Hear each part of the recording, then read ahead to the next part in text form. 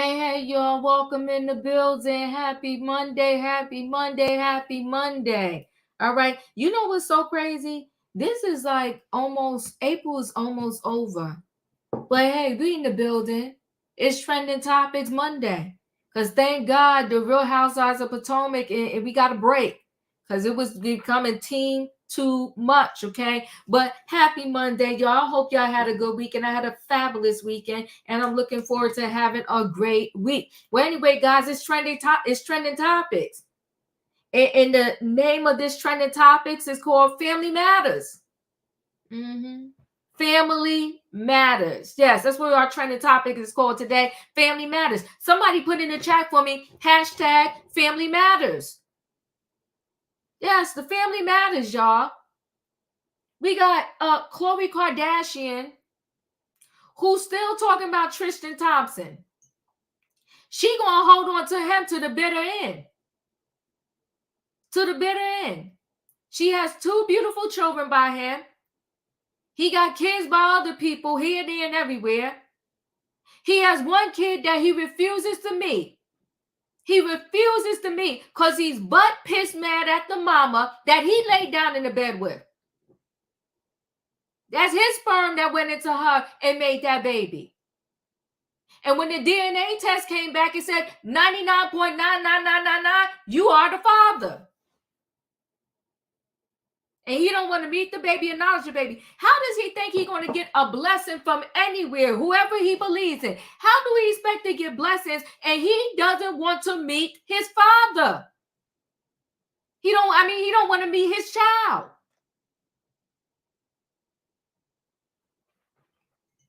The baby's his. So Khloe Kardashian wants to have another baby. She's about to turn 40. She loved kids. She want to have another baby. And she's thinking about having another baby with Tristan Thompson as the daddy. I mean, what did she knock her head up against? Talking about ever since his mother passed, he has changed. Has he changed? He didn't go meet the baby. He didn't go meet the baby. So what change did he make, Khloe? He did not go meet his own child. How do you think life is going to be right with you and your family when your baby father is being dirty to another kid he got out there? That confuses me. But we're going to talk about it. We're going to talk about, remember, unfortunately, the Miss USA, name was Chelsie, I want to say. And she took her own life. And be easy, guys. Remember with the words here on YouTube. She took her own life. Well, she texted her mom before she took her own life. She texted her mom and told her mom pretty much, by the time you see this text, I'm going to be gone. And there are a lot of people in this world. They're lonely. They're sad. They're feeling like they're not enough. They don't have family that cares about them. So we got to have this conversation, because I want to, if there's any message we could get here over, on the Diva channel, the Chronicles of the Gray Hair Diva, is you are enough. You're more than enough. Just the way you are. I don't care if you're 100 pounds or 300 pounds. I don't care if you got 2 eyes or 1 eye or 4 eyes. Care if you got a big nose, you got the 5-finger forehead. I don't care. You are enough. And people who are hurting themselves or got low self-esteem themselves, they're going to try to come at you. Yeah. When I first started this YouTube thing, they had all kind of stuff. They was coming at me left, right, left, upside down, sideways. And I was ducking it all. Because you don't run me. You're not going to stop me. And you talking about me, you won't break my soul. But the people will talk about you. I just want to tell everybody is you are enough. This woman was beautiful, Miss USA. But she talked about how she constantly, consistently felt sad, felt lost, felt like she was in a dark hole. And if anybody out there, you're feeling that way, please get some counseling, get some help. You are enough. Family matters. We're going to talk about it. Hug your friends, hug your sisters, hug your brothers, hug your mother, hug your father, hug your children. Tell your children you love them. Even if they messed up, all right, everybody messed up, all right, you messed up, but it's okay, I still love you. Then we're going to talk about Eminem, sober 16 years. What a blessing. Sober for 16 years. And there used to be a few people that used to come in my chat and told me how long they've been sober. Listen, if you have been sober for a day, 16 days, or years, God bless you. Because it's a nasty fight.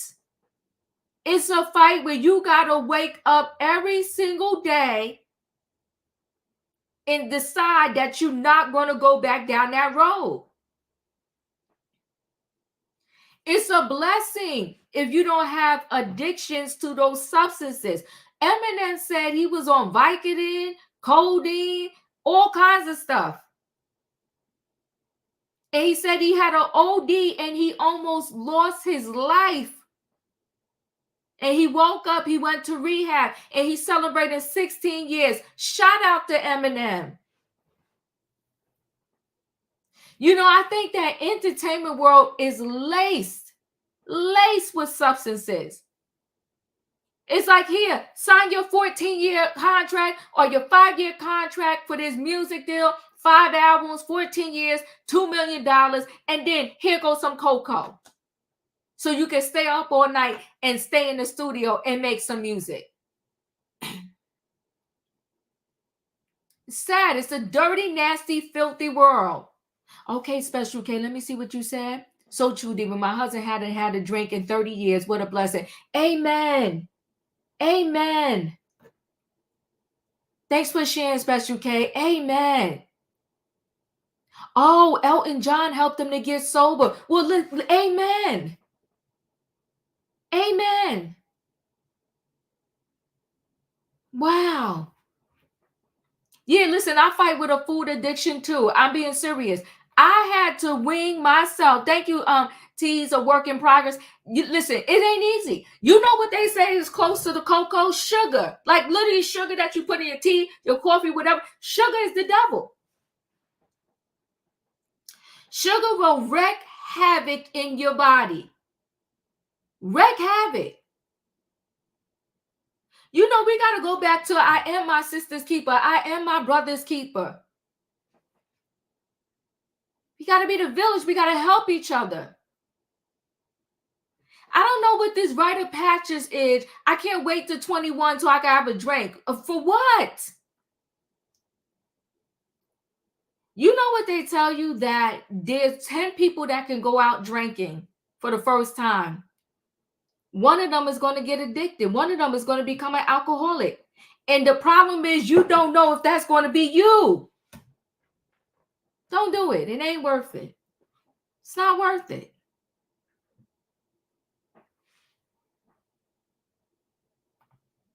Yeah. Listen, there's all kinds. There's shopping addictions. Some are a little more detrimental to your health than others. But there's help out there.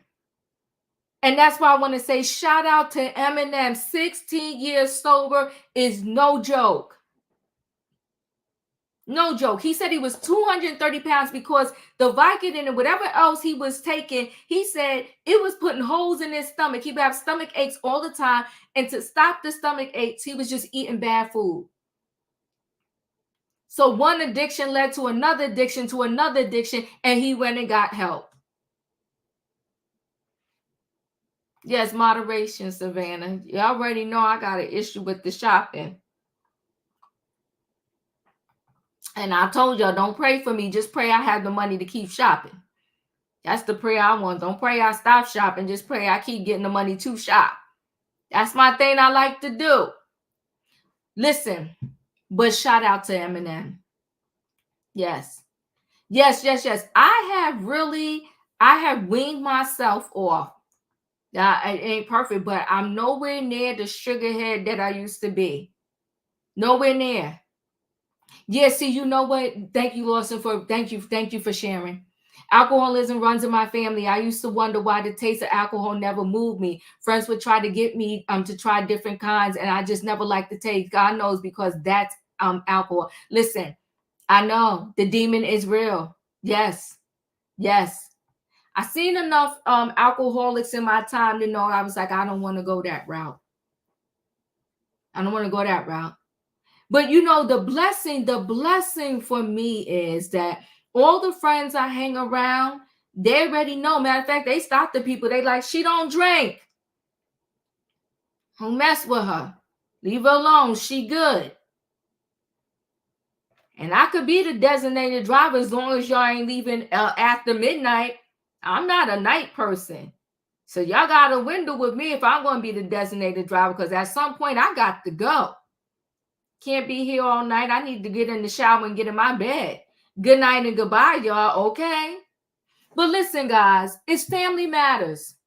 Hug your family, love your family, call your family, check in on your family. And that includes your friends too. And don't peer pressure people. You know, adults get bullied too.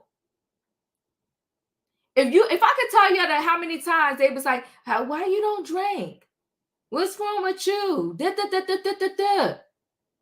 I just don't drink. Calm down. It's not that serious. I'm not judging you. Have your drink. I just don't drink.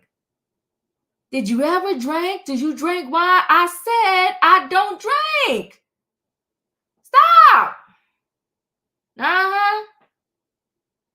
And now it's like, oh my God, you don't eat meat. What do you eat? Well, listen, y'all know I'm not tiny. Y'all know I'm not tiny. So obviously I still eat. It's all good. Stop judging the people. Listen, guys, y'all know what I need in that chat, right? I need a what? I need a choo-choo. Hold aboard, everybody. It is Monday Night Trending Topics, and the title is Family Matters. We got Khloe Kardashian on the docket, okay? We got Miss USA Mother, and we have Eminem's story of sobriety. Now, if you're going to be a passenger on this train, you know what you got to do. Hit the like button. Let me roll the people on the building. Hold on one second here. Hey, Leo. Hey, Diva, family matters. You too, family matters. Yes, come on now. You better holler. Yes. Hey, in my opinion.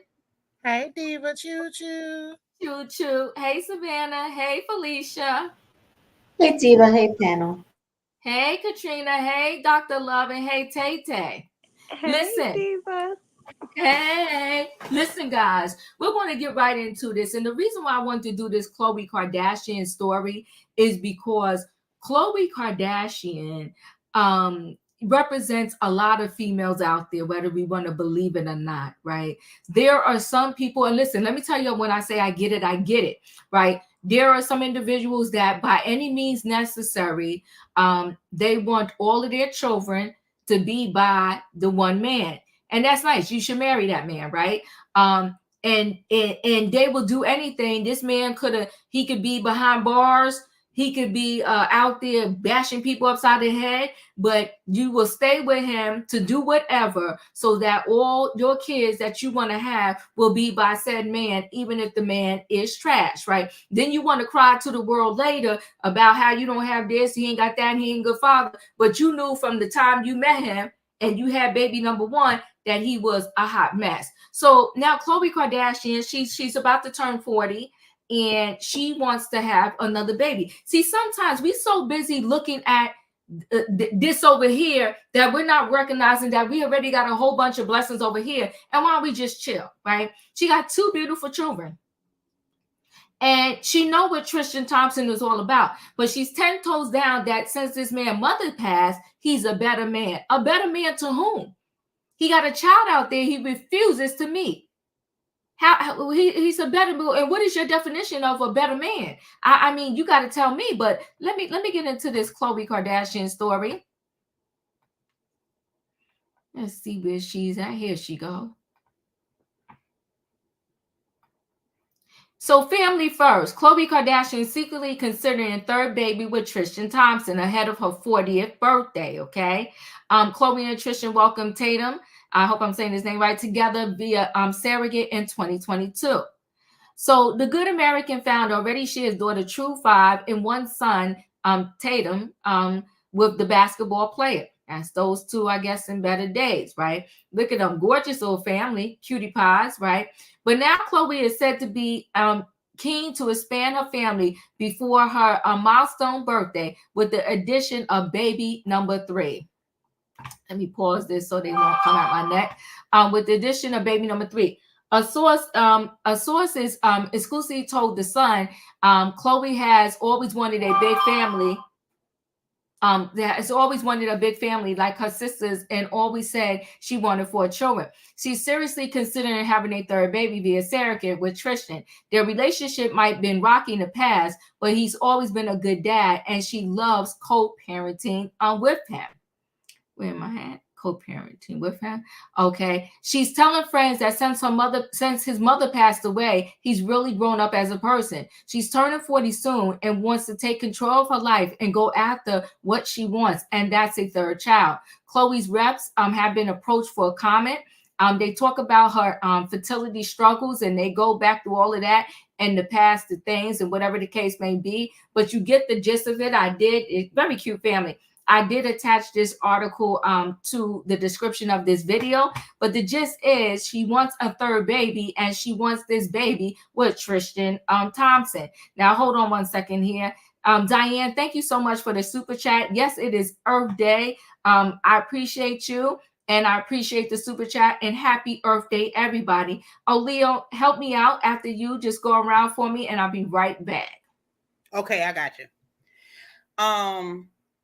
I can't explain what this is here. I already get the part she want all her kids to have the same baby daddy, right?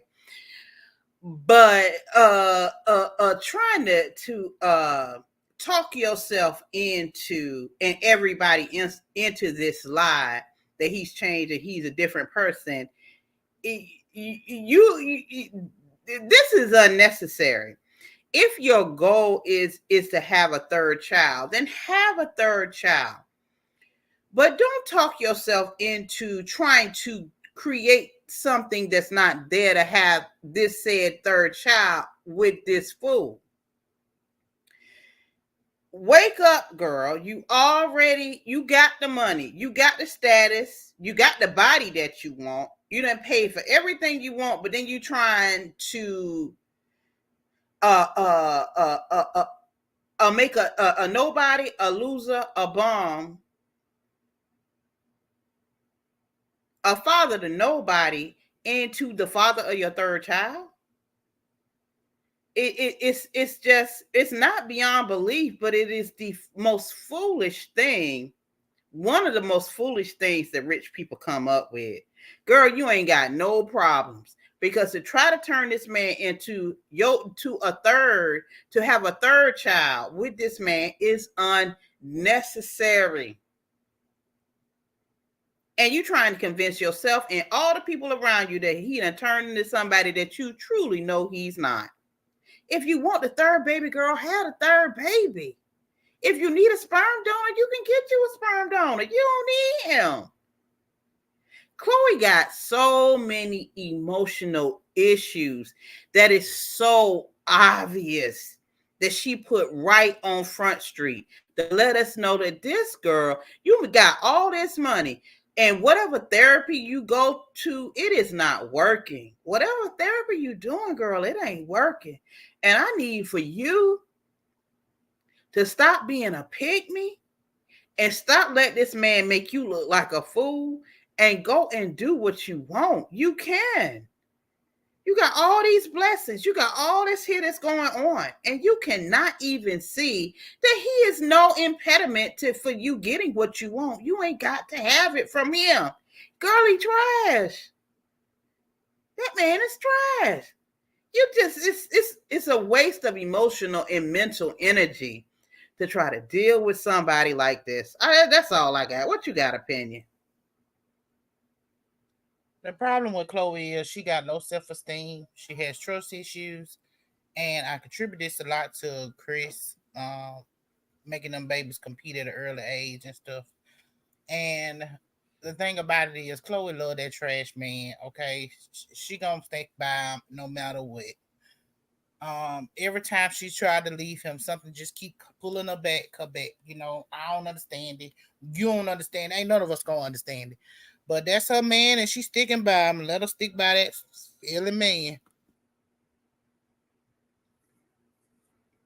I opinion, I ain't got nothing. What you got, Dr. Love? Help us out. This is so much more than she just wants a baby with him. First of all, I'm quite sure all the eggs and all the sperm is frozen and, ready to be, how can I say, put on blast or put a child out in this world. But I just feel like Chloe is really thinking about having tall kids that are models and or athletic, either or.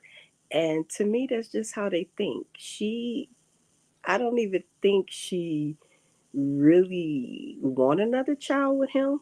Like, that's just the game that they play. They play a lot of games with men, and this is one of them. So, yeah, it's more so of what she want, what type of child she want, to have in this world. It's not about her wanting Tristan at all. Yeah, like nobody in their right mind would want him. So yeah, all the dirt he do. So yeah, and have done to her too. So Okay, so henceforth, what I say, she not in her right mind. So she's not in her right mind. So she do want that fool. you think she really want him, or Yeah, does she want what she want, like the rest of them? When they want what they want, they get it. and he's a part of what she want. And you got to remember something too. Mhm. These women in the Kardashian clan are used to controlling their men. Mhm. And Mhm. whatever sense that she has some type of control with him, be it Mhm. he don't have to pay her child support, but he can still come around and get it, and he can still act like he a daddy. I think she sees that as her having a moniker of control over this man. Or she trying to wear him down until she get that control. I feel She like has that's it true. because he still keeps showing up. He got children out there he ain't showing up for at all. And Mm. it's based on the fact, and I mean non-zero. He is a child. He's not even gonna go out there and see that he DNA done proved that it's his child. He paying $30,000 a month for this baby, and he still won't even go meet the baby.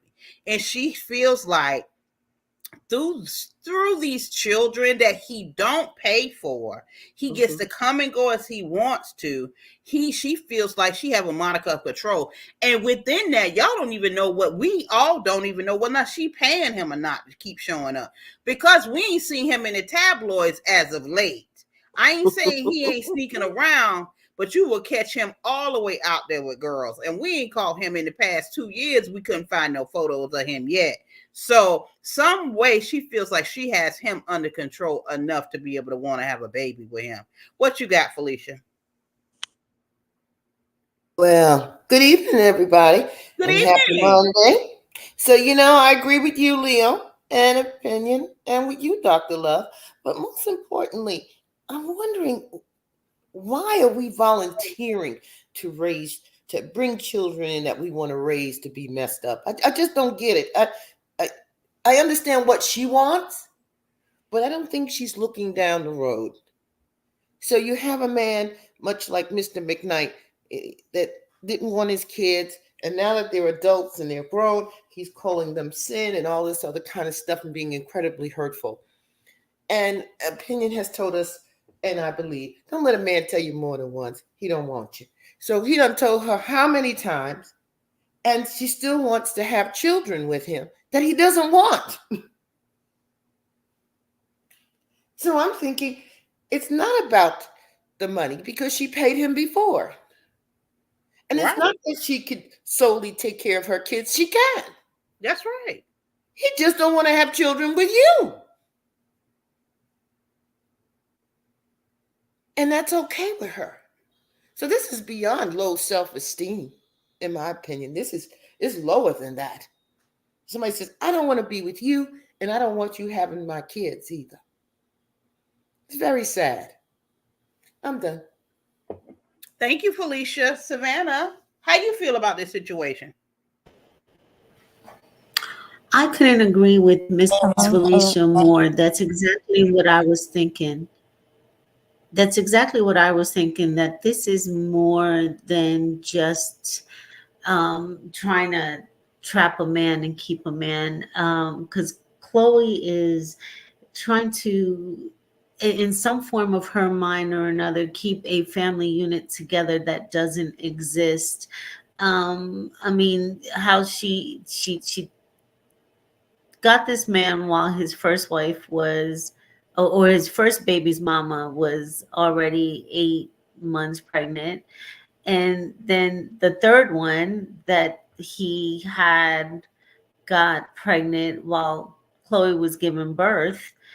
And then while this new child came into the world, he was in Europe or Italy, Greece, wherever, holding hands with another woman. So I don't understand what her fascination is of continuing to bring children into this world by this man who clearly can't afford all these children, doesn't want to be with you, but she insists on having namesakes of this man, and I don't understand what it is. And this is beyond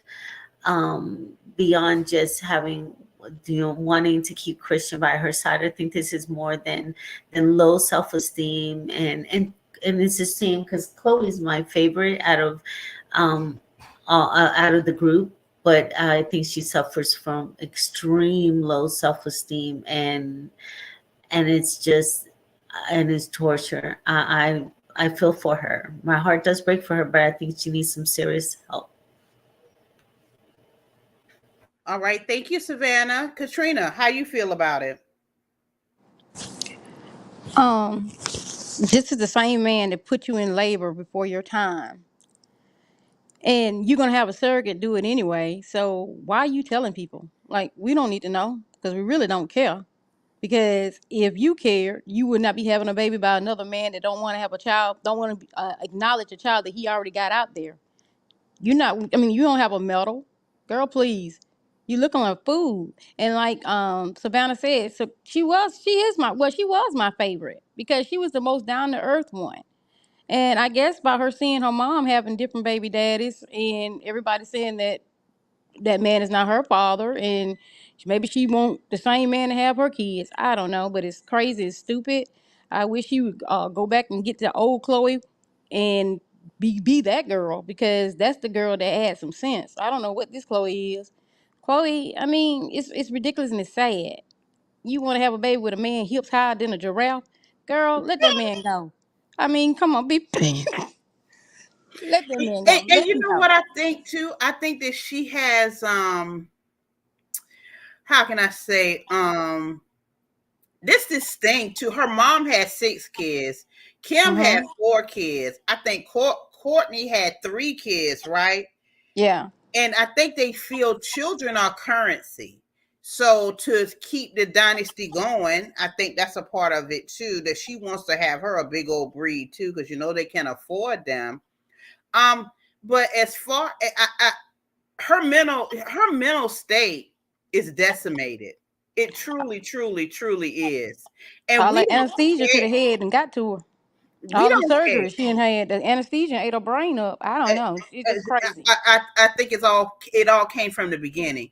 But we don't care about it, right? But she put it out in the media to put more pressure on him. Just again, somebody that she can manipulate. Because it is not something, if he's already done told you he don't want no more kids, then you're going to still put it out there that you want a third kid, that everybody looking at him like, okay, so what's happening here? I think that's a manipulation ploy too. No one had to know that, because like you say, Katrina, we don't care. Have 10 of them chaps if you want to, 12, 15. You ain't going to get you're not going to give birth to them out your body. You're going to pay a surrogate anyway. So why do we care? I think that's more manipulation on him. Yeah, because like we don't care. We really do not care who you having kids with. I mean, we don't care if a surrogate gonna carry your baby. We don't care. And y'all putting that out there, and you seeing that this man don't even want his own children. And like I said, I don't know if she went in labor early, but I know she had to go. Well, she was supposed to went in labor, and when she saw that he was cheating, I thought they said he that did send her into labor. But either way, she. I don't know. These celebrities are crazy. They got all the money, but they're never happy. I'm good. All right, thank you, Katrina. Tay? Let me tell you something. The Kardashian, they ain't my favorite. I don't like them at all. Because one, they put a spell on the man too. And they got the same dad from the same man. No thank you. I already have my own man. You ain't gonna share with my man. No thank you. And top of that, Khloe, girl, just love yourself, please. And stop wasting your time on this fool right here. This no good fool. He's a trash. He's not a daddy material. He's not a man. You not a real man who love his children and put his children on first right there. Stop wasting your time on this man right here. That's all I gotta say about that. All right, thank you so much, Tay. E, you're up. Well, my question becomes, what kind of self-esteem does Chris have if all of your daughters are broken in this same sense as far as sense of self and emotional value? All of those girls are broken in some sort of way, even with all of the success and all of the money. And no matter the doctors who can perform the plastic surgery, the work is internal. None of those girls have done the work. And when I hear the concept of her wanting another child with Tristan just to have babies by the same man, I don't see what the big deal is. Your mama got two baby daddies, so join the club. I I I'm perplexed by that. Actually, she got three baby daddies. Khloe's daddy is somebody different, the Kardashian girls, and then the Jenners. Yeah, so what's the big deal? And if you really want a third baby that much, just invite Tristan's other baby over more, because he hasn't met that baby. So, if you want to bring the family together and you're looking for more heirs, you have a baby that's already here right now. No need to create another life. Just bring in the life that you already have outside. And you know what, E, I just thought about something. What she could do is go ahead on and get rid of that zero, have him sign over the ownership to them sperm, like Dr. Love said, that they already got somewhere froze up in a laboratory, and go ahead over and have your third baby and just zero him out. Well, and I agree with that, but I also want to say one thing, because someone said Courtney seems very happy. No, Courtney is miserable. She's the outcast of the sisters. She's the black sheep, and let Kim tell it on this season. I've only seen clips, but Courtney, they said that she's the least interesting to look at. They body shame her frequently, and they say she's lazy. So to say that Courtney is happy, she's not happy. She wasn't happy with Scott, and she's trying to find happiness with this new man. But while she's trying to find happiness, the raising or rearing of her children is on autopilot, because let Kim tell it and let the nannies tell it, those kids are bad as hell. But anywho, good luck. Good luck. Muscle off. All right, Diva. All right, thank you so much, y'all. We're going to go ahead and roll right into this next story. Please be careful with the wording that you use as we speak about this story.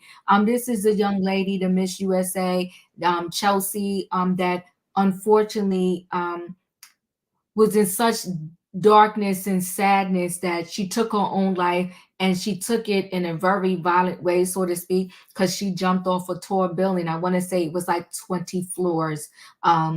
And so before she took her life, she texted her mom and told her mom, by the time you read this, I will be gone. So now her mother, I think her mother wrote this book, or she continued the book. She publishes her daughter's book. By the time you read this, she called it. Let's get into this story. So hold on one second. I'm gonna share screen and play something for y'all.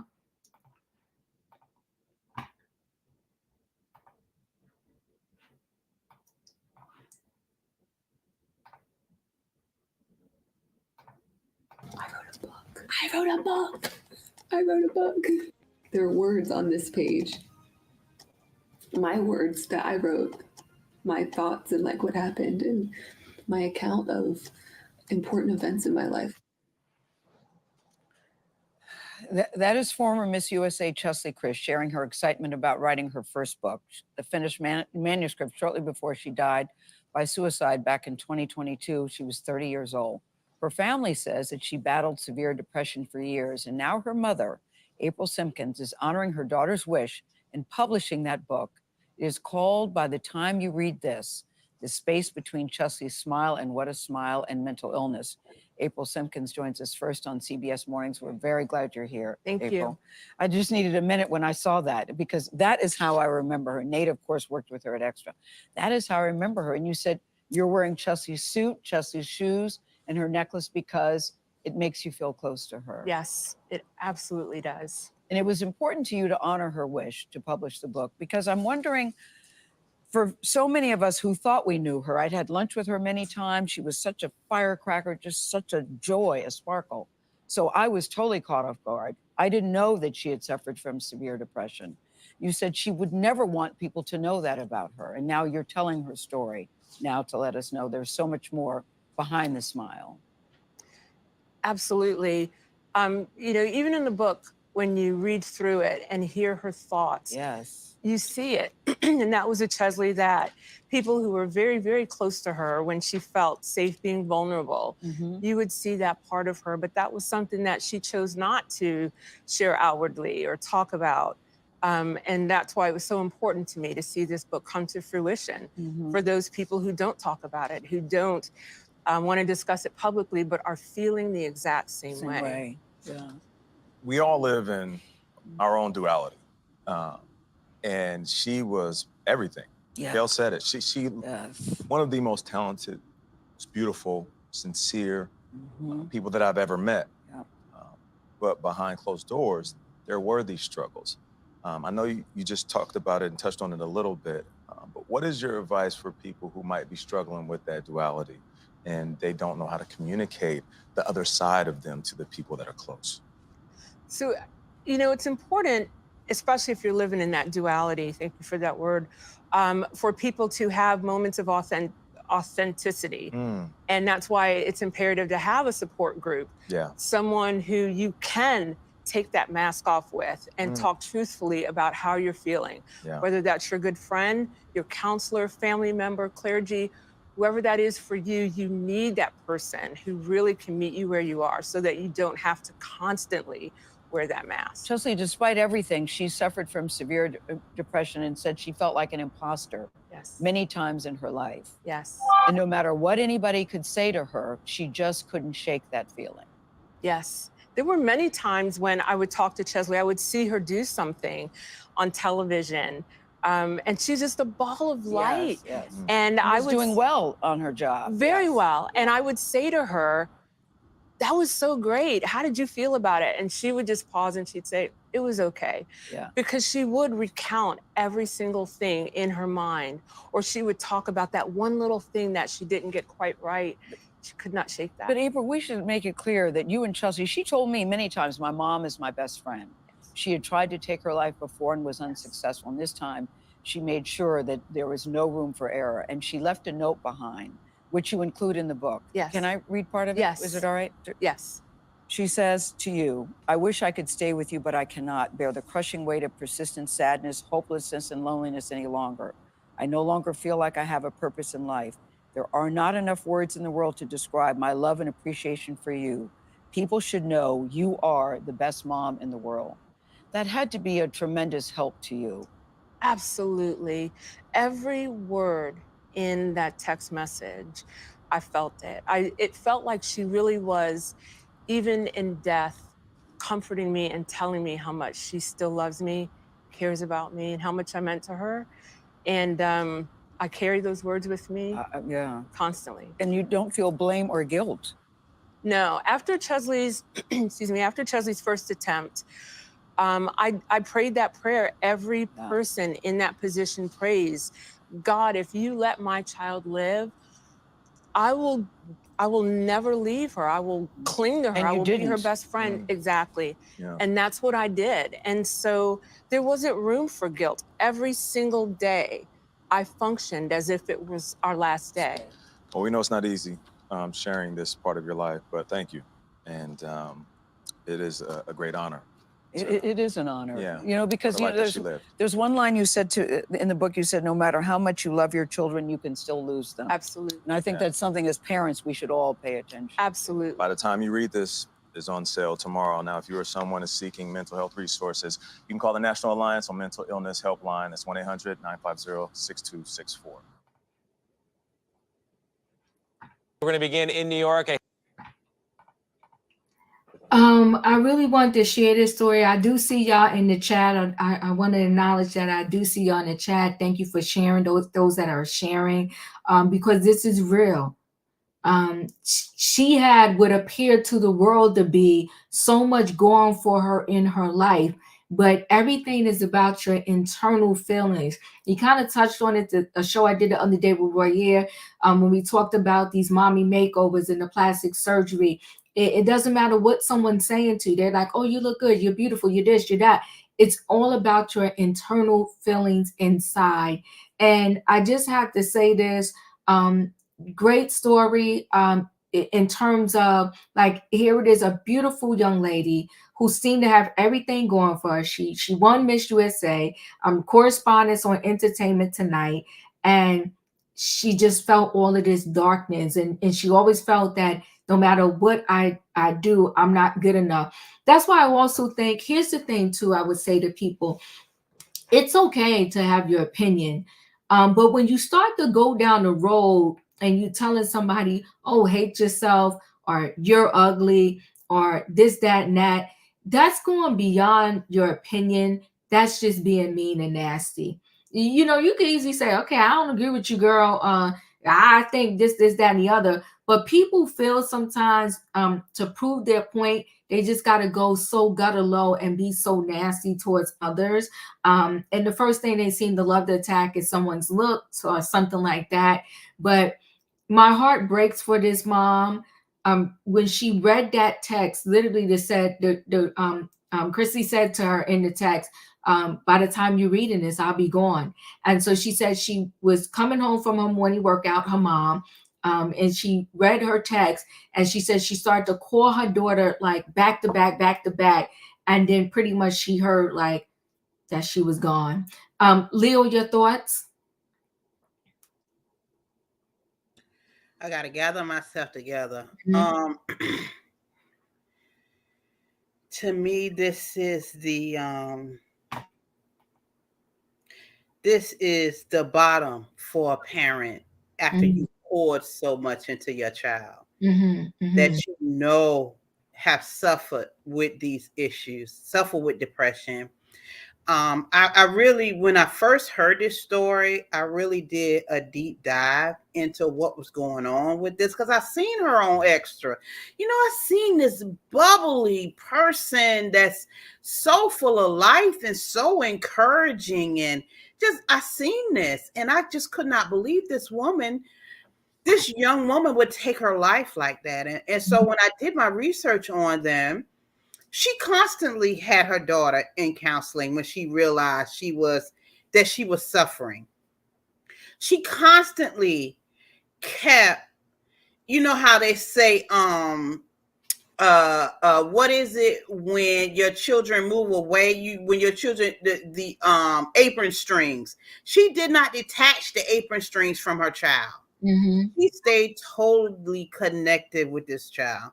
So that made me, with her child. And so that made me think about, because I had a very good friend that eventually did lose her life, but she constantly had, and she was a great person. She was fun to be around. She had 3 children. Her children loved her. And so she eventually also lost her life, but not by her own hand. But I could still tell that eventually she possibly would have done the same thing, because it's something about that darkness that's within them. And she was in therapy, and you do so much. And I had another 2 family members also unalive themselves as well through their own hand.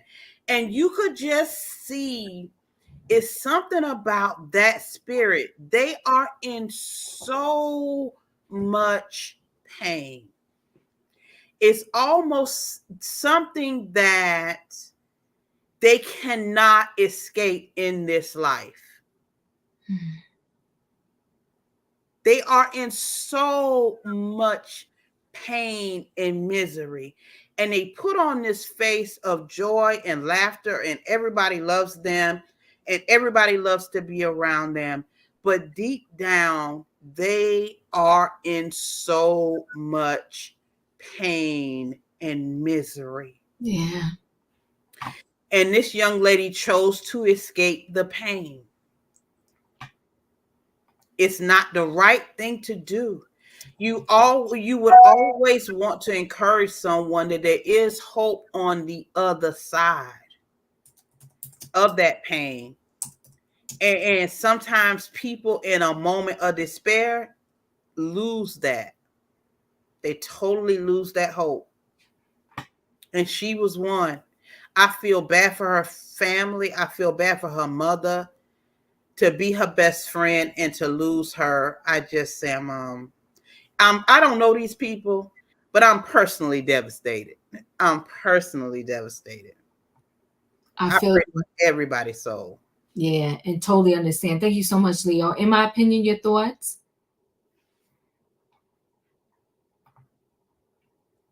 I suffer from severe depression.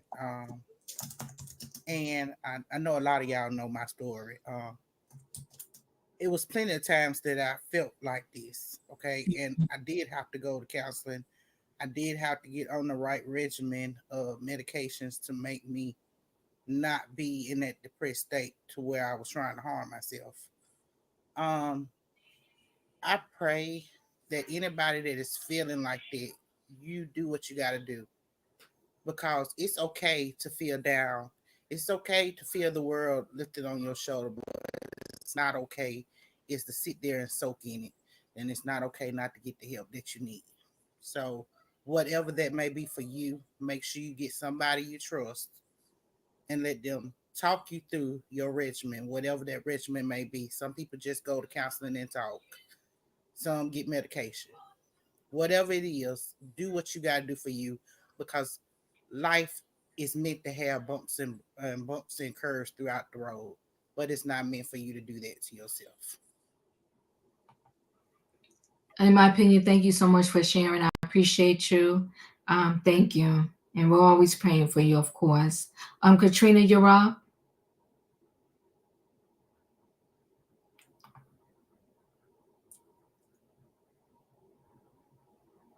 Are you there, Katrina?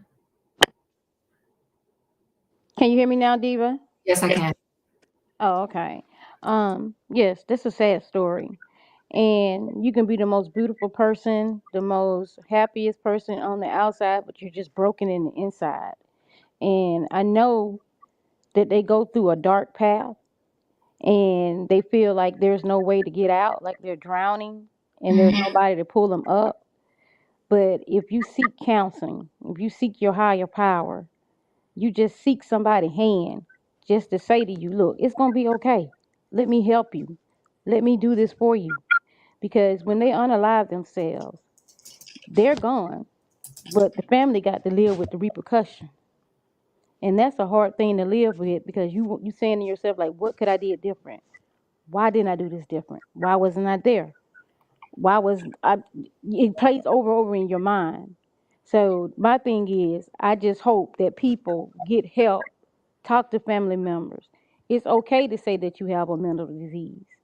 Everybody got a fall in life. Everybody's not perfect. Nobody is perfect. Everybody got a vice in life. Trust and believe they got a vice in life.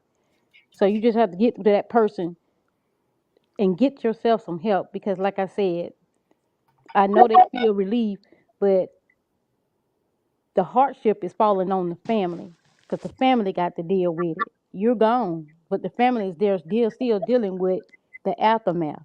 So I just hope they get help. That's all I got, Diva. Thank you so much, Regina. I appreciate you. Dr. Love, you're up. Yes, everyone. This is very sad. This is even very sad to hear, but I really wish and I really been praying for mental health to be mandated. You know, like as women, we have to go get pap smears. We have to go get our, levels of iron and different levels checked. I just feel from the time a child become, I want to say around 12ish or a teenager, it should be mandated for them to see a therapist as well, even if it's just once a year, even if the child is okay, um, the person is okay, whoever. I just feel like it's another thing that should be, I want to say mandated for it not to look so bad to the world, because still to this day there is a stigma on mental health, and I wish that would go away as well. um, it's a stigma on medications. Sometimes I try to let people know you don't need a medication. I think we lost Dr. Love. Can the rest of y'all still hear me? Yeah, Diva, I can hear you. I hear you, Diva. I can hear you, Diva. All right. I think we might have lost Dr. Love, but I do like what she said there. There's a lot of preventative care. We can't mandate anything, right? But there's a lot of things, preventative measures that they do tell us they recommend for us. And they should recommend that once a year, at the very least, that you have a mental health visit. I do like that. I'm getting ready to come to you, Felicia. Sandy, 2 cents. Thank you so much for the super chat. The scariest part is when they become so good at masking the pain. That is true. So family and friends are relieved their loved one is doing better, only to get the word that the darkness won. Ooh, Sandy, thank you for I that. agree, Sandy. 2 cents. That's it. That's it. Because I feel like she's put on so much. Mm-hmm. I'm okay. I'm okay. See how okay I am. And they put, not on purpose, but people around her push. Go be Miss USA. Go get on extra. Go do this. See, that's confirmation that you're okay. Right. But they're not masking it. That what they're doing is they're trying That's to right. Masking. Are seeing it. Yep. They don't that outside affirmation did not work, and it was to her detriment. Right. They don't want you to know, because let me tell you something. I didn't want my mama to know. And so I would take a whole bunch of pills and I would just walk away from the house. You know what I'm saying? And my mama had got so good that she was counting everything. And one day I took a whole bunch of them. I said, I'm going on a walk, mama. I'll be back. Keep my kids. And I didn't click with her. She came after me in her car and I had them passed out on the road. And yeah. Thank you, in my opinion, for sharing. And I'm grateful, that the plan failed. That particular plan failed. And every now and then we got to have these conversations. I know it's heavy, so hang in there with us, because we never know. 6-month-old at the time, Diva. I was going through a lot. Yeah. And you're not alone in that sense. There's so many people that are. And another thing that is very real is this postpartum depression. And especially depending upon what time in your life you had your baby. Listen, I was 35 when I had my son. Imagine living 35 years just taking care of you. But that doesn't mean that's the only time it can happen. So it's just, we got to be kinder to people too, because you never know what someone is going through. Felicia, you're up. So, hey, opinion, I'm just so sorry that you've ever felt that way. And I'm so glad to God that you were able to be here for your children, for your family, for us, for your YouTube family that loves and appreciate you. And to Chelsie, may she be resting in peace. Mm-hmm. Her struggle was real. Yes. It sounds almost unbearable. But I want to go a different route here. Mm-hmm. And I'm coming from love, folks. And I'm coming because I'm supposed to be consistent and bring a perspective here that may not be anyone may have looked at. But I was troubled immediately when her mother says I'm wearing her clothes and her shoes and a necklace. I was like, uh-oh. Uh-oh. I want to feel close to her.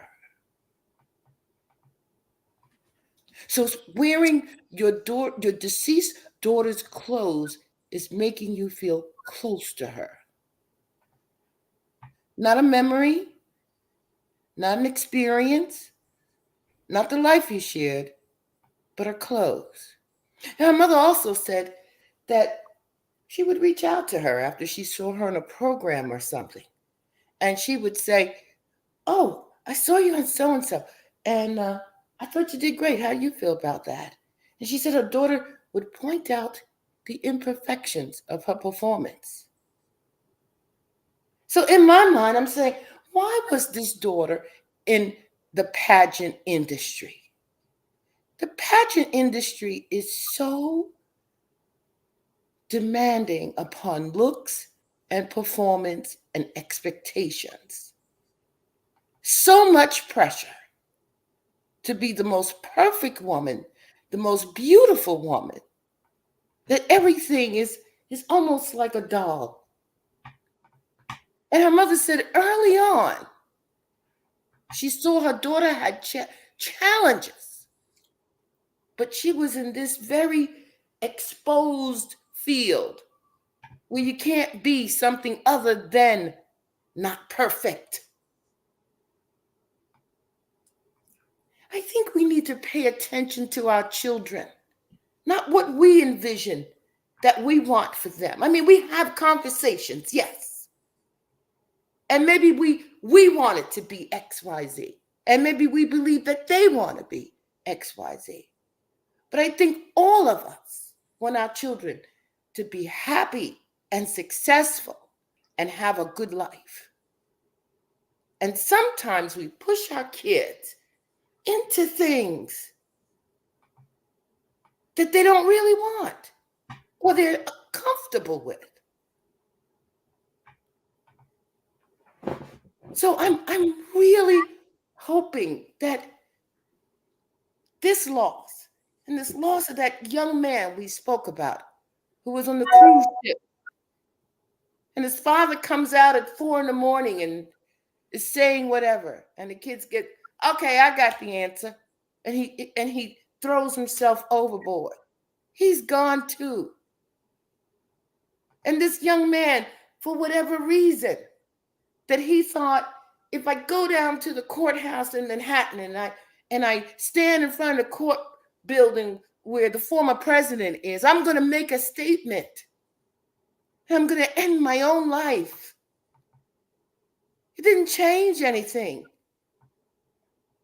The people who loved him and cared for him and brought him here, yes, like Katrina said, they're the ones now who are trying to find answers and asking, had they done enough?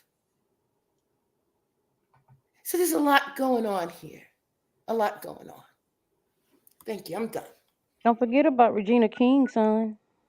Yes. Another one. Yes. I screen shifted a little bit. Tay, did I come to you yet? No, ma'am. Okay, go ahead.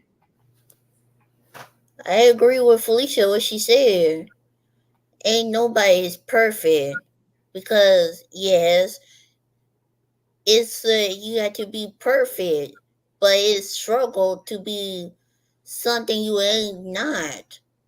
I just feel bad for this girl right here that, that she's not here no more. Because all this precious right here, it's like it's pushing people, away. You have to love somebody who they is, not the perfect thing right there. No. My mama always tell me, Tata, you are beautiful. You are truly for yourself right there. She never made me turn to a perfect person because she loved me who I am. And that's a true mother right there, who is your best friend, who do everything for you right there. I don't know. People are being so built up. I'm trying to get the words out, Diva. Just a set full mean people who think they gonna bring people down on this earth, who got a good soul right there.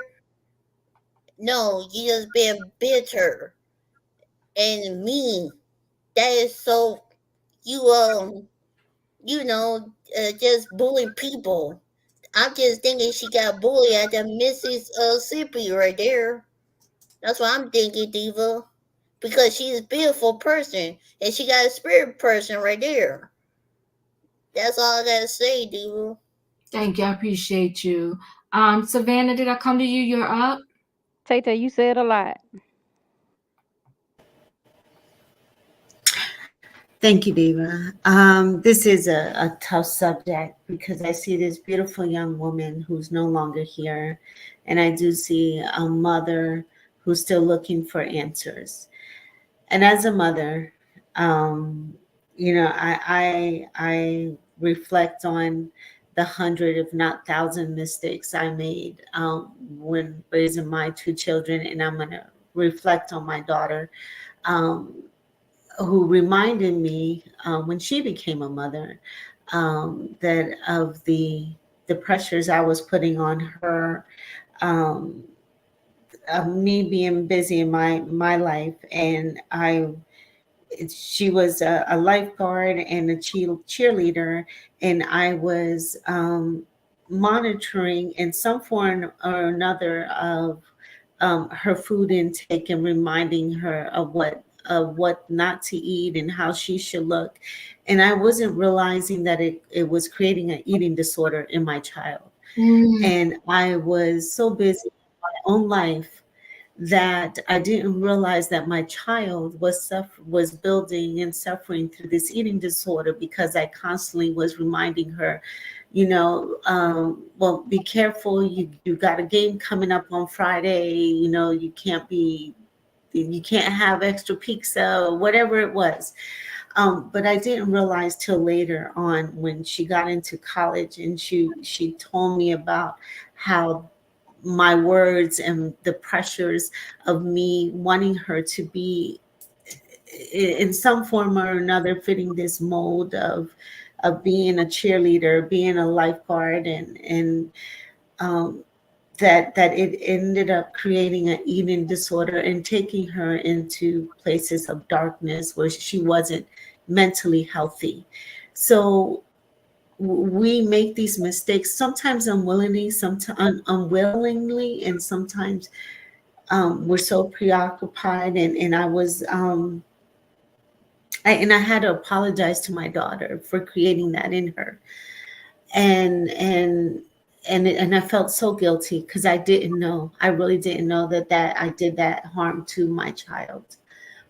So when I seen this story of this young lady a year or so ago, it kind of brought back some of those emotions because I can only imagine what she was feeling and the pressures, not only maybe from her community, but her professions and the darkness that was eating her up, whatever it may be.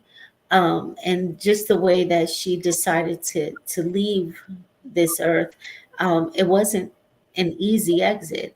And and then to receive the message as the final message as a mother, that would have put me in some serious deep darkness and therapy myself. So no one's perfect, as Katrina said.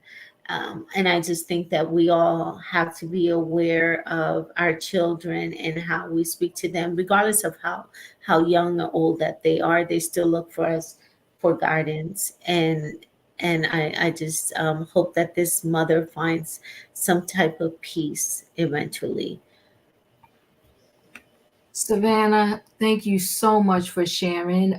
You said a word right there, right? Nobody's perfect, and to even say out loud that your understanding of you didn't even know, because it's a simple thing that sometimes we really think we're helping our child, and we don't realize, maybe what's happening inside of them by the words that are coming out of our mouth. I appreciate you for sharing, and I'm connecting it with this mom here. Is that a lot of times, a lot of things that you do, you think you're doing the best for your child, and then you find out later on, right, the residual effect of what really happened. I think it goes for a lot of these mothers in the entertainment industry. You because sometimes your kid will be begging you, like, please, please, I just want to be a basketball star, I just want to do this, or I just want to do that, and you think you're doing the best for them, and then maybe later on you find out something different. I appreciate you sharing.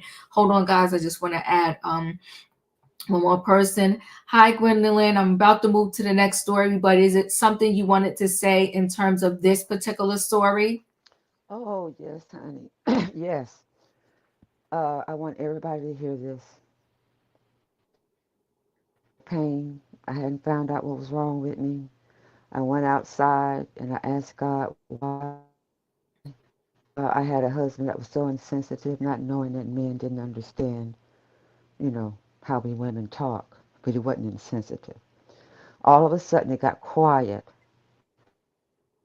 It gets the creek next to me, and all of a sudden, it felt like God had wrapped his arms and said, everything's going to be all right. I can take your pain away. And it whispered to me, a car is going to come, and all you got to do is stick your left side out. It's going to tap it, knock the pain out, and you can go on back, your life. It felt so real.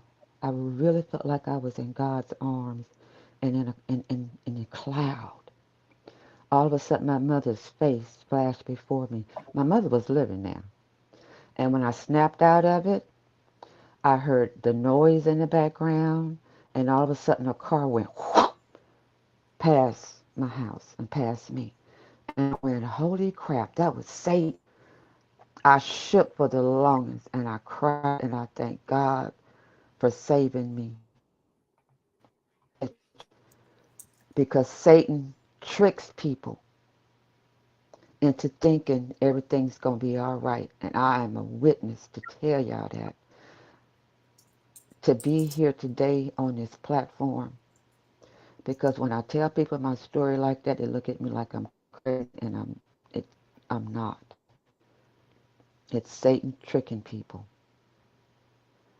And you got to let everybody that you know that. Talk to your family. Tell them you haven't heard it. Because you got to rebuke him. Because I really felt like he had just wrapped me and it was coming straight from God.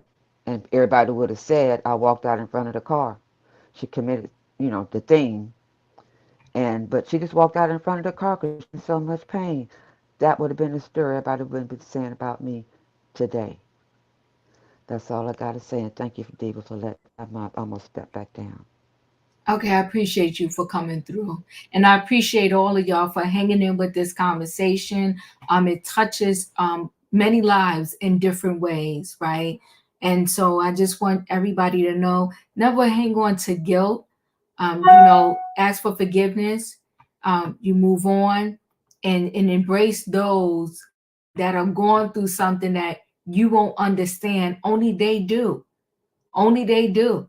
And sometimes it doesn't matter how much love you're giving them, what you're saying to them. The end result may still be the end result, the result they wanted. Regina King said something that really, just broke my heart, but I understood where she was coming from. She said, I had to tell myself and understand that, she said her son just didn't want to be here anymore. And as much as she misses him, as much as it breaks her heart, she said, I had to come to the conclusion that he just didn't want to be here anymore. Her son name is Ian. So to all of those out there that are suffering, I pray that you get help. And I pray that the darkness goes away. To all of those individuals that have lost their life as a result of where that thing kind of won in the moment, I pray that their soul is resting and that they're, no longer in pain. I'm going to roll right into this next story. And the next story is about Eminem, the rapper. And Eminem tells a story. One, he's 16 years sober, and to God be the glory. That is a blessing in and of itself. But he also told about, like, when he was in the throes of his addiction, so to speak, how much he was taking it on. Methadone is a program, and unfortunately there's no perfect program, but the medical world has tried to come up with something to help wean these people off of the substances that they're on. Methadone is one of those programs, and it works for some. It does not work for everyone. It's just an everyday struggle that they kind of have to go through, right? All right, so let me just yes, all right, Sasuke put something good here. Guys, please also know, if you need time from work, mental health issues are considered a disability, and you can claim short-term disability for it. Check your HR. Always check with your healthcare insurance, and check, like Sasuke said, with your HR, and get help. Don't suffer alone. Get help. Yes, use your benefits, get help. All right, so let me share a screen so we can go into this next story. And when I saw this morning, it really touched my heart. So proud. Eminem celebrates 16 years sober as fans praise the GOAT rapper for being inspiring and an example. He previously opened up about his addiction and struggled to recover. So Eminem has been lauded by fans after sharing a huge personal achievement. The rap music legend let fans know about his milestone moment on Instagram on Sunday. Okay, so that's his 16-year sobriety coin there. In the post, Eminem 51 shared a photo of his hand. The best-selling musician was in a black tee, showing off his tattoos on his forearm. Beyond the tattoos, however, the object, Eminem, real name Marshall Mathers, held in his hand, grabbed his fans' attention. The Missouri native proudly showed off a sobriety chip, which illustrated a full tree alongside the number 16, reflecting his years without drugs. It's just so touching. In the comment section, fans quickly shared their pride in the interview. Starred 16 years of sobriety. Respect. So proud of you. Keep going forever. One fan wrote. So proud of you, Marshall. Congratulations to you. A second one wrote. You made us a promise, and man, you kept it. So proud of you. Added a third, along with crying and heart emojis. Cheers to you. Tomorrow will be 33 years clean. Keep up the great work. Keep your head held high. You deserve it, wrote another social media user. Amazing, inspirational, the GOAT, a final comment to praise. Years ago, Eminem shared his 12 years of sobriety coin along with an inspirational message on X, formerly known as Twitter. Clean dozen in the books. I'm not afraid, he wrote. Prior to his sober commitment on April 20th, 2008, the star battled through years of drug abuse. Eminem was addicted to prescription pills, Vicodin, Valium, and Ambien, and suffered from a methadone overdose in 2007. It's no secret I had a drug problem. If I was to give you a number of Vicodin, I would actually take in a day anywhere between 10 to 20. I stayed for 2 weeks. I detoxed. I tried the work program, but everything they were saying, I kind of in the back of my mind, I knew, man, once I get out of here, I'm going right back to what I was doing. This is Eminem on his 2005 rehab stay. Vicodin, Valium, Ambien. The numbers got so high, I didn't even know what I was taking, he previously shared. Reflecting on his first rehab stint in 2005, a throwback clip shows Eminem admitting that he only lasted a week at home before turning back on his sobriety. I stayed for 2 weeks. I detoxed. I tried to work the program, but everything they were saying, I kind of in the back of my mind, I knew, man, once I get out of here, I'm going right back to what I was doing. There was like a little double up in there telling me that that's what's going to happen. So it's a battle in your mind. Eminem has been open about his sobriety journey, and fans haven't held back in their support of the star. During the most recent birthday, fans proved that his hard work had paid off after they admitted they couldn't believe his real age.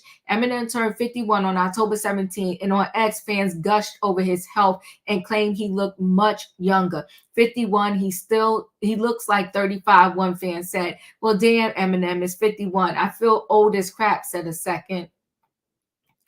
While fans couldn't get over Eminem being 51, they had similar feelings about his daughter as she turned 28. Alongside Haley, Eminem is father to Elena, 30, and adopted daughter Stevie, 22.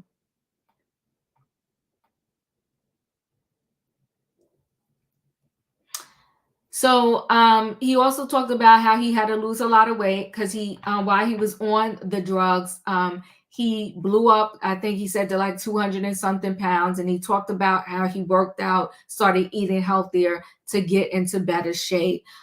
Leo, your thoughts? I tell you, during them years, in them early years, Eminem was a hot, stinking mess. Mm-hmm. You a hot, stinking mess, okay?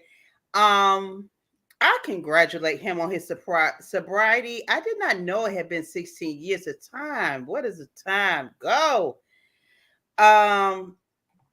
Yeah, I have never been overtly like a big Eminem fan. Mm-hmm. I cannot say he's not good at his craft. He is a excellent lyricist. He is a very good rapper. The masses love him. And I could tell probably in the past decade, he's very demure. He only steps out when he feels the need to. I don't know if the FO parties was going on when he got sober, but thank God that he got sober before he tapped into the FO parties, because he would have been right there, like center stage in all the foolery. And so I can appreciate how, for one, I always had respect for Eminem, because when people would come out in these interviews and say, you're the greatest of all time, you're the best that ever done, he was like, no. He put his finger up and said, no. You know, I came from Big Daddy Kane, KRS-One. He will always shout out all the others that came before him. Mm-hmm. That stand on the shoulders of.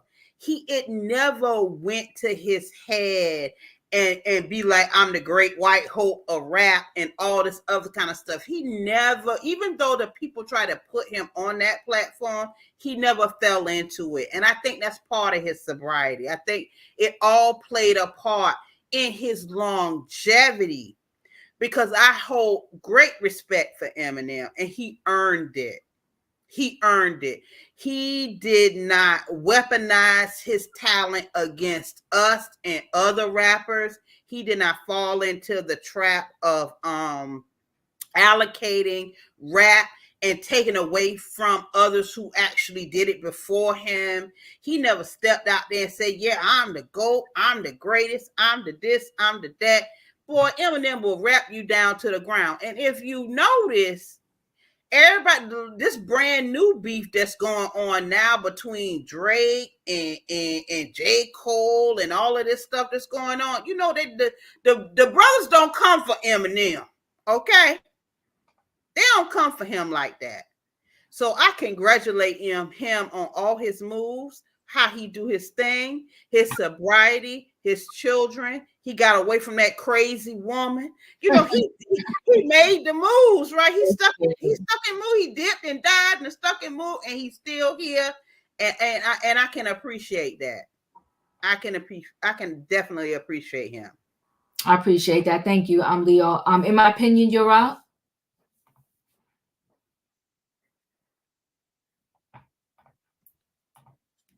Thank God for him getting himself together. I'm Mhm. glad he did it.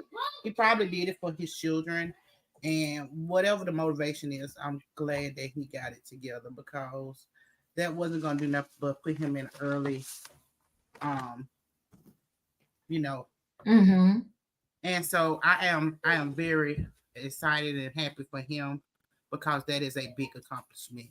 Don't let something else addict you to something here in this world. Nothing you should be addicted to in this world, except Jesus.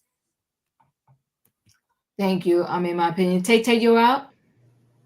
I remember his movie 8 Miles. It showed everything what he been through, that right there.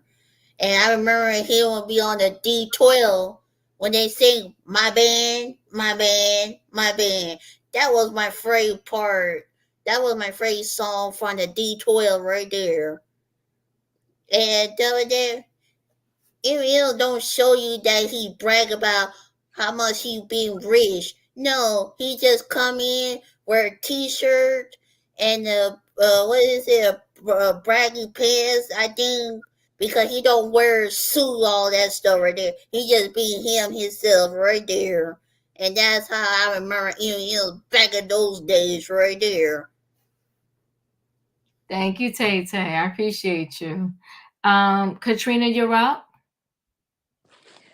Okay. The one thing I can say, well, it's more than one thing I can say about Eminem. Um, I remember when he was going through those situations, and he said he had took something that had his hand shaking. He didn't know how he was writing. And then when his best friend, you know, was M, he was on suicide. S watched in because they were so close. And that's the thing with him. When Drake brought him out, he never forgot about his friends that was up there in D12. He went back to them and he tried to help them. And if it wasn't for him, it wouldn't be no 50 Cent. So he helped out a lot of people. And the thing is, when I was telling you, Diva, when people be in rehab, the main thing on their mind is they can't get it then. They can't get to it because they feel like they closed in, like they're in Disney World then. But because it's not on their mind. But as soon as they get out, that's the first thing they want to do. So that's why I tell people, and I'm not a minister, I'm not a preacher. I just tell people, you got to get that higher power. If you don't get on your knees for that higher power, ain't nothing gonna move. Because those drugs and stuff like that, that's Satan. That's somebody that want to keep you down. As soon as you take it, it's like feed me, feed me, feed me. And that's what a devil do when you see a lot of addicts. Feed me, feed me, feed me. So you have to get on your knees, you have to pray, you have to go to your higher power in order to release that demon off you. And I'm happy he's done that. But then you have to realize when you rap about spirits, you're talking to death. So you just got to be careful on that level too. Because the same way he rapped about that song is the same way his friend died. Passed away. Same thing with Tupac. The same way he rapped about that song that he made, that's the same way that he went. Same thing as Doe B. The same song, the way he rapped about how he was going to do something, that's the way he went. So you have to be careful about the things that you rap about because people don't understand. There's identities around, identities, I'm sorry, that's around, that's listening to what you're saying. So you just got to be careful with your life, your words, and you just got to watch your vices in life. Because like I tell you all the time, everybody got a vice. You just got to choose the right one. That's all. Thank you. Felicia, you're up. Congratulations to Eminem. I don't know him and I don't follow his music or anything, but I know to overcome a challenge such as that, to overcome a situation where, as I was listening to his story and you were reading it, I can only imagine to when he was introduced to these vices and who introduced him. Probably a family member, a so-called friend. And here it is that he probably was. It was his mom, Felicia. It was. Oh, dear God, it's even worse. So it was in the home. So he had to overcome all of that and then probably reconcile with his mother. Mm. Because who could imagine that your mother would have introduced you to such a horrific addiction? Mm. Very sorrowful, but it talks about overcoming the phoenix, rising above, getting to another place. So congratulations to him, and hopefully many people will look at that and say, I can do that. Yes, I can amen. do that. Yeah, Amen. he did it. I can do it. Yeah, I like that message. I'm done. Felicia. Savannah, you're up. If I may, I want to thank Savannah before the end of the show for bringing such a personal, intimate moment in her own life and sharing it with us. And congratulations to you, Savannah, because I know as mothers, at least I as a mother, when your adult children come to you, I've shared with some of the folks in the panel that my youngest son told me one day, listen, I got something to tell you, and I don't want you to respond until I'm done. It was about 50 texts, okay? And it went on and on and on about all the things that I didn't get just right. But it was a great moment for us because I was able to really read those texts and then get back to him. So thank you for sharing that, Savannah. Appreciate it. Absolutely, hon. As I feel this is my YouTube family in the safe space, and why I love coming here in the evenings, and it's where I come to connect and get away from work. So absolutely. So thank you for all the love. One thing I can recall about Eminem, and I definitely know, is the love of his daughter Haley and the strength that she gives him. And I've known that Eminem, no matter what he goes through in his life, the vices, the turmoil, the toxic relationship that him and her mother, I think her name was Kim, went through, and all that custody back and forth. I can recall back in the day, the tabloids. Um, Eminem really prided himself in being there for Haley. And Haley did turn out to be a wonderful young lady. Graduated with a 3.9, and has her podcast. I've heard it once or twice. Something about shady as well in the title. It's not reasonably shady, but it's also something shady in the title as well. But I believe this is just a testament of his love and strength. And Haley's also getting married soon too. The love that his daughter gives him, and that he sees this is just his next phase in life. And I've always admired Eminem for not being in these rap battles and chaotic beefs and wars of ugliness that we see nowadays going on between rappers. It's not like back in the day in the 90s when it was a lyrics. Now it's other means that they resort to, and I do admire Eminem for that. So I think this is the love for Haley that's really gotten him through the darkness. I appreciate you, Savannah. Thank you so much. E, your thoughts? So I missed the beginning part, but I believe he's been sober for 16 years, correct? Correct. That's a remarkable feat to do. It's something that definitely should be applauded. And I'm going to piggyback off of Miss Felicia. It is terrible that not only a family member, but the person who brought you to this world could introduce you to something that could be so detrimental and destructive, not only to yourself, but also to your daughter. But I do think this is the type of testimony we do need to hear more of. If I could do it, so can you. And so to anyone who is struggling, definitely be prayerful, be mindful, and remain in strength. I like that message, E. Beautiful. Beautiful. Listen, guys, we know, and thank you for all the hearts in the chat for our panel. They always come up here and they bless me by sharing and by hanging out with me. And I truly do appreciate them. And yes, we are a YouTube family. And nobody ever gets it all the way right, but we try our best to get it right, have fun, and do everything in between. Some very serious topics tonight.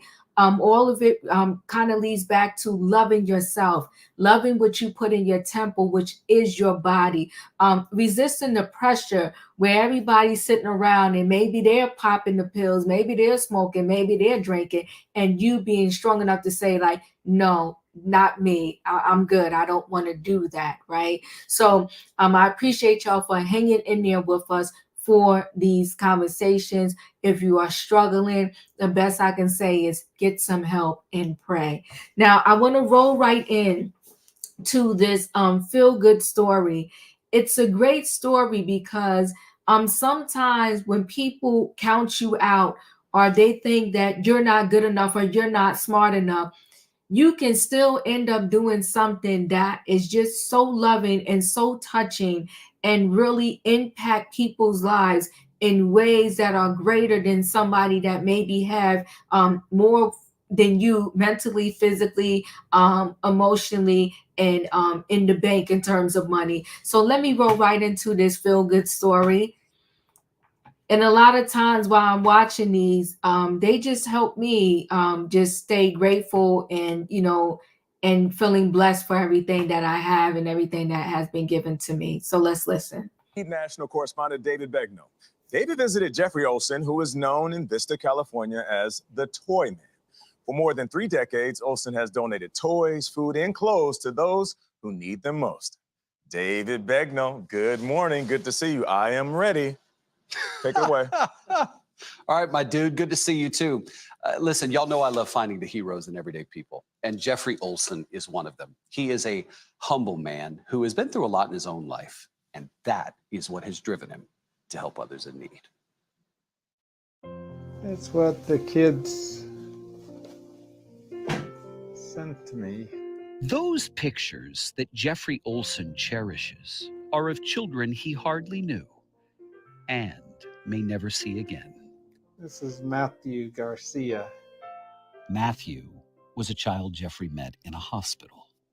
He had that worst case of muscular dystrophy, so I got him. He was wishing for a Tickle Me Elmo. The toy for Matthew and those he gave to many, many, many others has earned Jeffrey a very special name. Vista's Toy Man has done it again. They know me by my nickname, the Toy Man. And what do people know you for? For my 36 years of humanitarian work and serving 59,960 people. And then... Not that you've counted. I do that every year. For 36 years, what he has done in San Diego County, California, has earned him celebrity status. Toy Bounty is for needy kids. Boy, the newspapers love you around here. His bounty has been built with his own money. Show me this toy shed, Jeffrey. And stockpiled safely away, ready and available for those in need. What you got? Yeah, all these boxes. Organizations that help people rely on Jeffrey to help them. It's some slippers and sweaters. Do you know how much money you've spent on giving all this away to people? I never counted how much, but many thousands of dollars. Tell me, where have you made all this money from that you used to give away? I invested my money into the stock market. Jeffrey Olsen was by profession a salesman in the suit department at the local JCPenney. His passion for giving might be genetic, he thinks. My grandma, when it was the Great Depression, she used to feed hundreds of people when they were kicked out of the apartments. And then my father, he helped out a lot of people too. His father was a decorated Korean War veteran, honored again just this month. A man who lost his leg in the Korean War and someone Jeffrey cared for until he died. So how are you feeling today? I'm feeling fine. Now he cares for his 92-year-old mom, Olga. It's really remarkable, Jeffrey. You've never had kids of your own, right? No. Never been married. No. You're so dedicated to other people. There was something that happened to Jeffrey at a very young age that may have made him one of those other people who have needed his love and support. Jeffrey, I know when you were a child, you were diagnosed with what doctors thought was epilepsy, right? Yeah. But turns out you didn't have epilepsy, right? So they gave you the wrong medicine. Yeah. And then they were telling me that I was mentally retarded. Did the medication that you were given incorrectly cause a developmental delay? Yes, somewhat. In some way? Yeah. A local newspaper investigated. It appears the doctors were wrong. Recent brain imaging tests. And in 1998 reported what happened to Jeffrey may have happened to other children at a military hospital, and they too have to live with impairments. But you've used that to your advantage in a way, right? Yeah, that's also what makes me want to help the people. I agree. Because of having to go through that in life. Can I tell you something? It doesn't take a big brain to help people. It takes a big heart. Mm-hmm. And you got one. Yeah. His big heart at 60 years old isn't slowing down because, as he tells it, he's got a very good reason to keep going. When I do this work, I think I have the spirits of those kids with me. Do you? When I go, because I have this feeling, you know, like it's pushed me to want to do it. I get that. That makes sense. Their spirit becomes something inside of you that's the fuel. Yeah. Which, as far as I can tell, has brightened the lives of at least 59,960 people so far.